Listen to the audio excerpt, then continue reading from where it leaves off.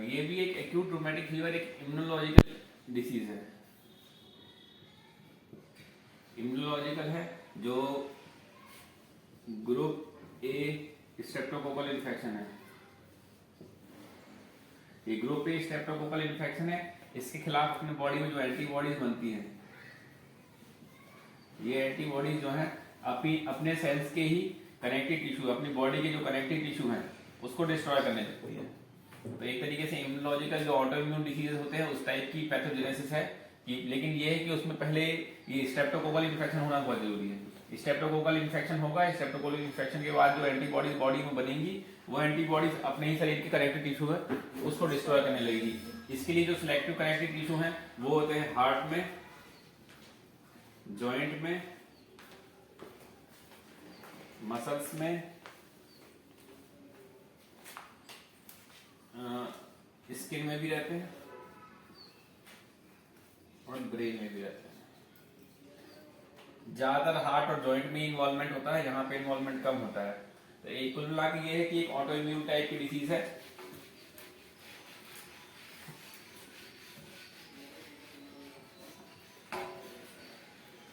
ये disease of poors बोलते हैं इसको, पुअर्स की डिसीज होती है हमेशा, जो मेनली वहीं पे मिलती है जहां ओवर क्राउडिंग ज्यादा हो, न्यूट्रिशन हाइजीन ज्यादा अच्छी नहीं हो, न्यूट्रिशन पुअर हो, कोमॉर्बिडिटी कंडीशन ज्यादा हो, उन्हीं लोगों को मिलती है। डेवलप्ड कंट्री में बहुत ही कम है या फिर हाई सोशियो इकोनॉमिक स्टेटस वाले पेशेंटों में बहुत कम देखा गया है इसको इन्फेक्शन।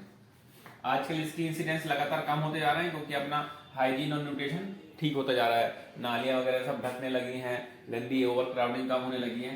तो ज्यादातर जब भी देखा होगा एक्यूट रूमेटिक फीवर के पेशेंट बहुत पुअर कंडीशन होंगे, गाँव के होंगे, विलेज के, यहाँ के आजकल नहीं मिलते हैं।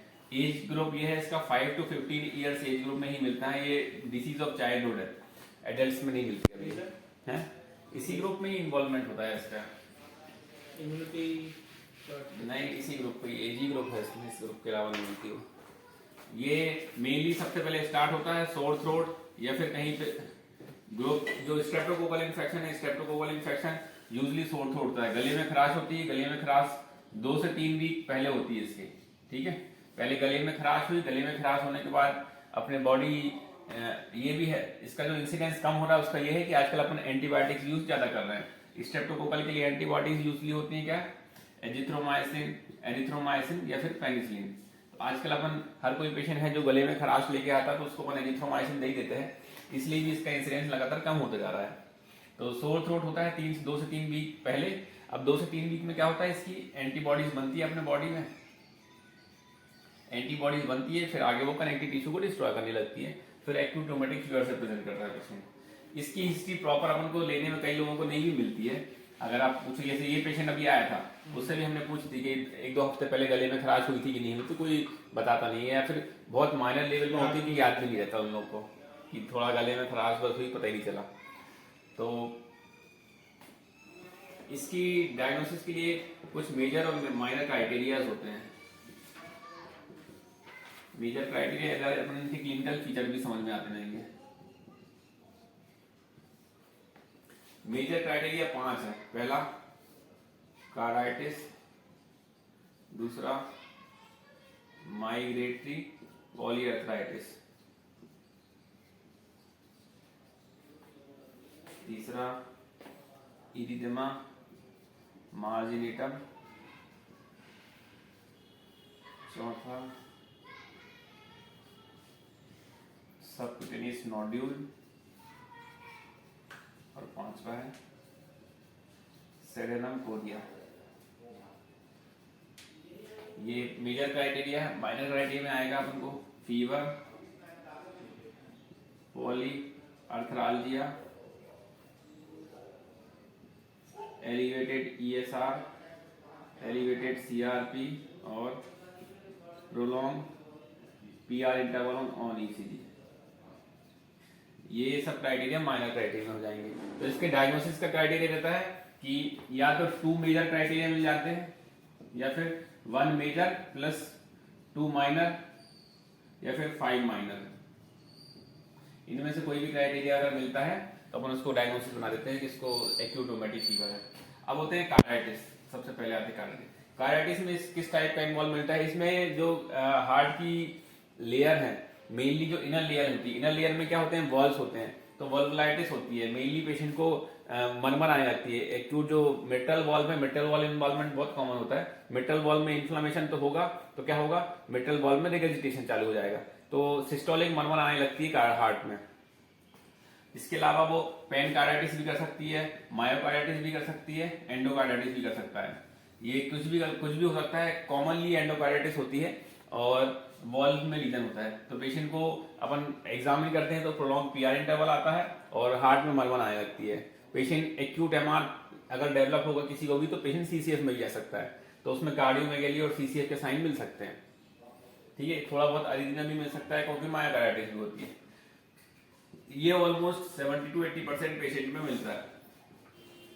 अपन ने जो पेशेंट देखा था उसमें कार्डियाटिस के कोई साइन नहीं थे, हार्ट बिल्कुल नॉर्मल था। दूसरा होता है माइग्रेटरी पॉलीआर्थराइटिस। ये माइग्रेटरी का मतलब होता है कि पेशेंट को क्या होता है कि एक जॉइंट में सूजन आई, एक जॉइंट में सूजन आने के बाद जैसे ही इस जॉइंट में सूजन ठीक हुई दूसरे में चले गई, यहाँ ठीक हुई यहाँ चले गई, यहाँ ठीक हुई पैर में चले गई। उसका भी पेशेंट का प्रेजेंटेशन ऐसी था, टिपिकल माइग्रेटरी पॉलीआर्थराइटिस थी। उसको पहले घुटनों में सूजन आई, घुटनों में सूजन होने के 2-3 दिन बाद ठीक हो गई, उसके बाद फिर यहाँ पे आ गई सूजन, उसके बाद वो ठीक हुई, फिर एंकल में सूजन आ गई, वहां ठीक हुई, फिर यहाँ पे सूजन आ गई।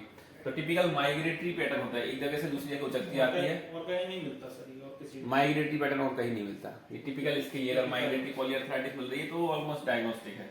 इरिथमा मार्जिनेटम, इरिथमा मार्जिनेटम ये था कि एनुलर टाइप के एलिवेटेड रेड कलर के पैचेस मिलने लगते हैं बॉडी में, ज्यादातर फेस और ट्रंक में मिलते हैं। और इसका टिपिकल रहता है कि ये कोल्ड एक्सपोजर में खत्म हो जाते हैं और हॉट एक्सपोजर में वापस आ जाते हैं।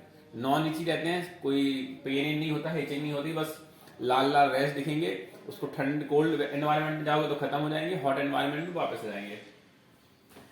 सबक्यूटेनियस नोडुल है, बॉडी में छोटे छोटे नोडुल्स बनने लगते हैं, जैसे कि लाइपोमा होता है ना, उस टाइप के नोडुल्स बनने लगते हैं बॉडी में। एक्यूट आएंगे सर ये? एक्यूट ही आएंगे।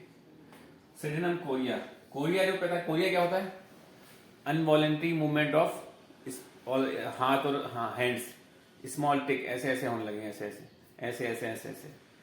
ठीक है, अनवॉलेंट्री मूवमेंट, जैसे कि कई पेशेंट देखे होंगे ना, इनवॉलेंट्री मूवमेंट के अपने पास आते हैं, हाथ में इनवॉलेंट्री मूवमेंट हो रहा है एक हाथ में। ये अगर बड़े मूवमेंट में होता है तो उसको बेलिस्मस बोलते हैं, अगर छोटे हाथ में हो रहा है ना तो उसको कोरिया बोलते हैं। तो सिडेनियम कोरिया, उसके पेशेंट ऐसे ऐसे हाथ करते रहेंगे, हाथ पिल रोलिंग बोलते हैं उसको, पिल रोलिंग करते हैं, कई बार ऐसे ऐसे हाथ चलते रहते हैं।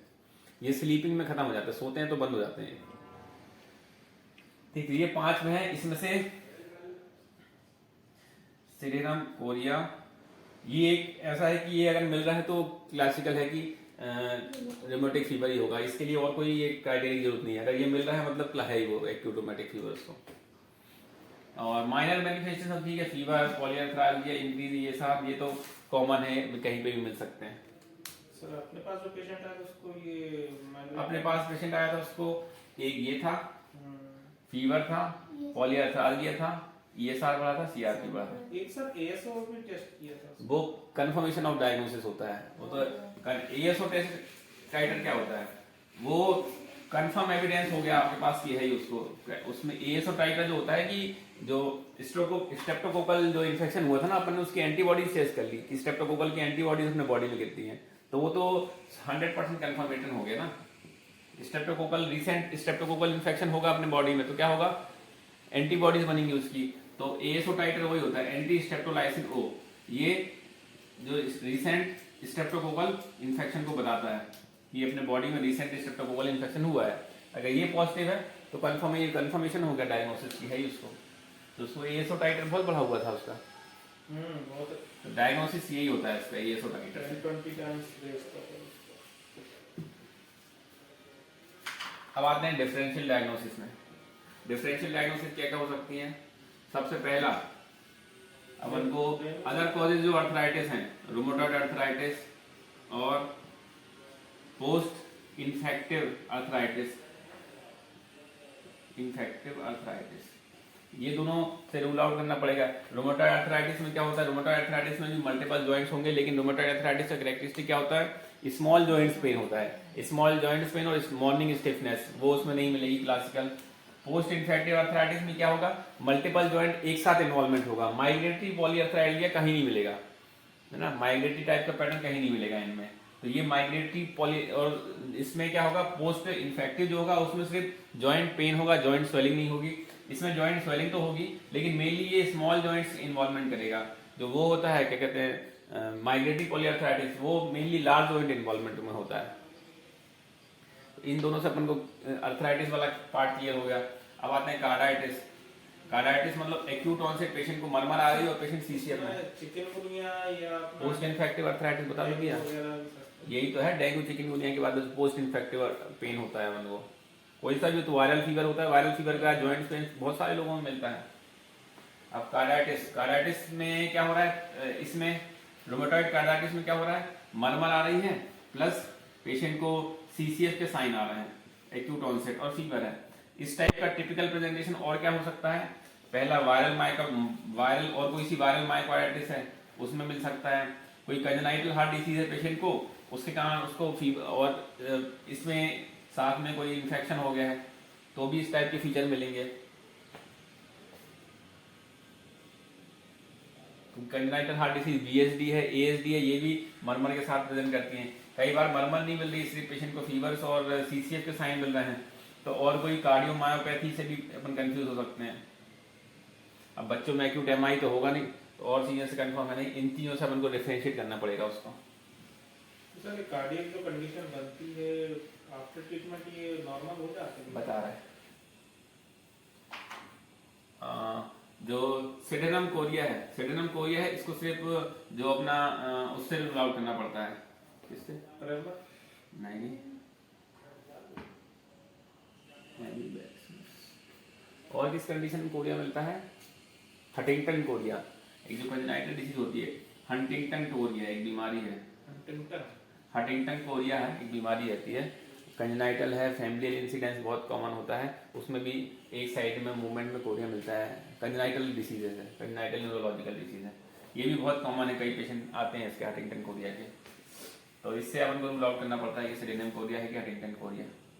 इसमें ये है हंटिंगटन कोरिया में जो है ब्रॉड मूवमेंट मिलते हैं, इसके जो मूवमेंट होते हैं बहुत फाइन होते हैं, इसमें हंटिंगटन में ब्रॉड मिलते हैं मूवमेंट। इरिथमा मार्जिनेटम तो अदर स्किन कंडीशन है, उससे रूल आउट करना पड़ेगा। जैसे एटोपिक डर्मेटाइटिस है, जिसमें उसमें ये है कि एटोपिक डर्मेटाइटिस है, एलर्जिक है, उस कंडीशन में इचिंग मिलेगी। सेडेनम कोरिया में इचिंग नहीं मिलती है। इरिथमा मार्जिनेटम जो है ना, उससे इचिंग नहीं मिलेगी उसमें। ठीक है, और मोटे मोटे तो लगभग हमको डायग्नोसिस बन गई है, डायग्नोसिस बनाने में ज़्यादा दिक्कत होती नहीं है उसमें, क्योंकि बहुत कम प्रेजेंटेशन में था, बहुत कम पेशेंट आते हैं इसके। अपने पास तो खासकर नहीं आते, अपने पास जब full flash rheumatic heart disease वाले पेशेंट आते हैं, ये यूजली पीडियाट्रिक एज ग्रुप में आते हैं। पता नहीं वो पेशेंट कहाँ से आ गया, पेशेंट भी बहुत कम ही एज का था, 8-9 साल का तो था ही। ट्रीटमेंट में पहला तो है बेड रेस्ट, इसका मोस्ट सबसे ज़्यादा रिलीफ इसको बेड रेस्ट में मिलेगा। अब दूसरा आता है पेन किलर प्लस सैलिसाइलेट। इसमें जो सैलिसाइलेट्स है, सैलिसाइलेट्स बहुत इफेक्टिव होती है, इसमें एस्प्रिन देते हैं, एस्प्रिन या फिर अदर एनसाइड्स दे सकते हैं। यही है मेनली, इन्फ्लामेशन है, इम्यूनोलॉजिकल कंडीशन है, इन्फ्लामेशन को ठीक करना है, एनसाइड्स देंगे। एक एनसाइड दो, एक एनसाइड देने के बाद या फिर एक एस्प्रिन दे दो, जॉइंट पेन में बहुत कुछ रिलीफ मिल जाता है। वो पेशेंट देखा अपन ने, एक डोज दिया था, एक डोज के बाद उसको कुछ नहीं हुआ था, एक डोज के बाद ही वो पूरी ठीक हो गई थी। सिर्फ है सिंगल दिया था हमने तो म्यूकोक्सिया, बस सिंगल एक डोज दो, एक डोज देने के बाद ही वो उठ के बैठ गई थी, उसको कोई प्रॉब्लम नहीं हुई उसके बाद। ठीक है, इसका ऑलमोस्ट 5 to 10 डेज तक एनसाइड दे सकते हैं। तीसरा स्टेरॉइड, स्टेरॉइड देना है कि नहीं देना है, इसमें डिपेंड करता है। पेशेंट को कार्डाइटिस या फिर सीसीएफ के साइन हो तो अपन को इंडिकेशन होता है स्टेरॉइड का, अगर ये नहीं हो तो नहीं देते हैं यूजली। अब ये वो पेशेंट था, उस पेशेंट में हार्ट इन्वॉल्वमेंट था नहीं उस पेशेंट में, लेकिन जॉइंट पेन बहुत ज़्यादा था, सीवियर जॉइंट पेन था, अपन ने इसलिए स्टेरॉइड दिया था। स्टेरॉइड देने का कोई ऐसा नुकसान नहीं था, नुकसान ऐसा होता नहीं, लेकिन यूजली जब कार्डाइटिस या फिर सीसीएफ के कोई साइन होते हैं तब अपन को स्टेरॉइड इंडिकेटेड होता है। पता है इम्यूनोलॉजिकल कंडीशन है क्योंकि देना ही है उसमें। अब पेशेंट सीसीएफ में जा रहा है, सीसीएफ के लिए अलग से जो चीज़ें होती हैं, डायूरेटिक, डिजॉक्सिन, ये सीसीएफ के साइन अगर मिल रहे हैं तो ये दो। लो फ्लूइड, इसके अलावा हाँ वो तो साल्ट एंड वाटर रेस्ट्रिक्शन रहेगा।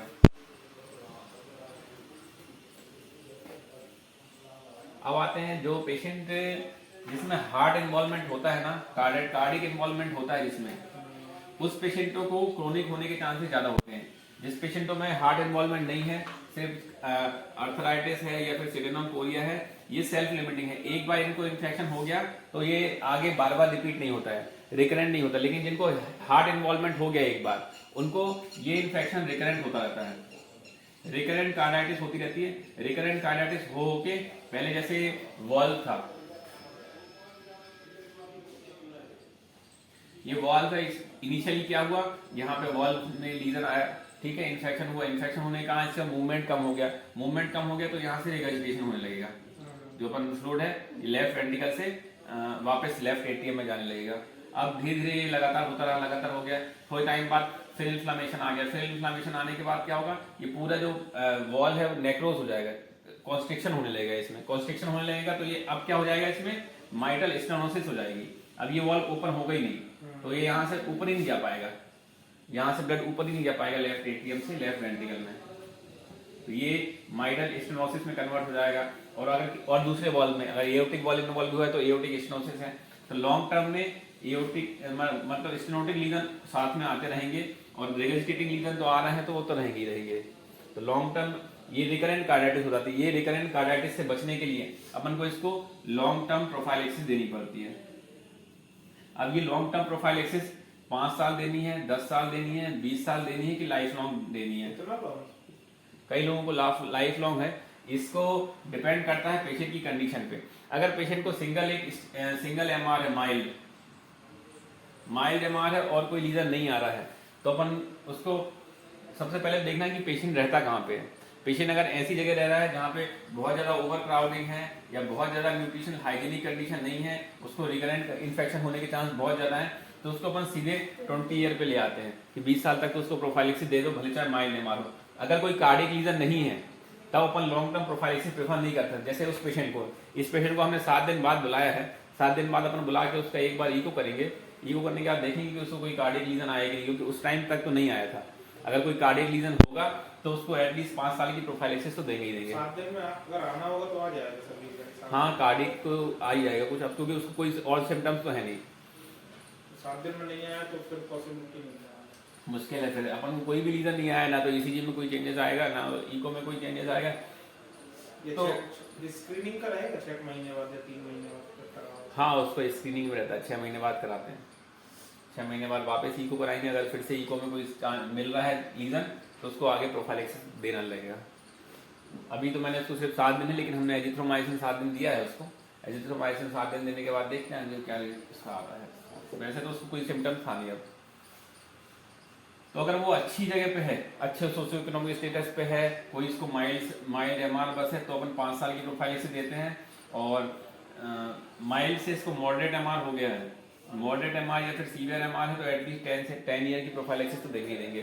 कुछ पेशेंट ऐसे होते हैं जिनको कि मॉडरेट एमआर है और ओवर क्राउडिंग में या न्यूट्रिशन हाइजीन पे है, तो उनको अपन लाइफ लॉन्ग के लिए बोल देते हैं कि लाइफ लॉन्ग आप प्रोफाइलेक्सिस लेते रहो, नहीं तो क्योंकि आगे जाके अपन को माइल्ड एमआर है, माइल्ड एमआर से इसलिए एमएस सीवियर एमआर और कोई वाल्वुलर लीजन ना हो, इसलिए बेटर है कि आपको उसको लॉन्ग टर्म प्रोफाइलिंग देते रहो। अब ये लाइफ लॉन्ग क्या है, इंजेक्शन लोग प्रेफर नहीं करते हैं, जहाँ हर 21 दिन में इंजेक्शन लगना रहेगा उसको। यही बीट कौन सा,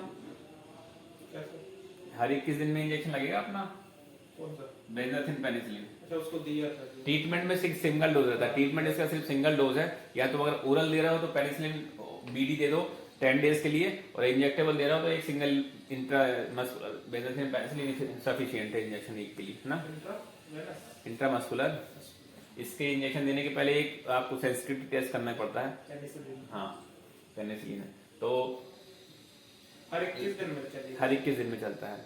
अब लाइफ लॉन्ग प्रोफाइलेक्सिस की लोग लेते नहीं है, तो या तो उसको कन्वर्ट शिफ्ट कर दो ओरल में, ओरल पेंटेड आती है पेनिसिलिन 400 मिलीग्राम बीडी, इसको भी लाइफ लॉन्ग देना पड़ता है। बीडी चलेगा पेंटेड, हाँ 400 मिलीग्राम बीडी, या फिर एजिथ्रोमाइसिन या फिर इरिथ्रोमाइसिन, इसमें से कोई आप दे सकते हो। Erythromycin 250 milligram OD life long, मतलब ऑलमोस्ट 10 to 20 ईयर्स तक तो देना ही देना है। अभी तो नहीं लेगा सर, सच तो इंजेक्शन है।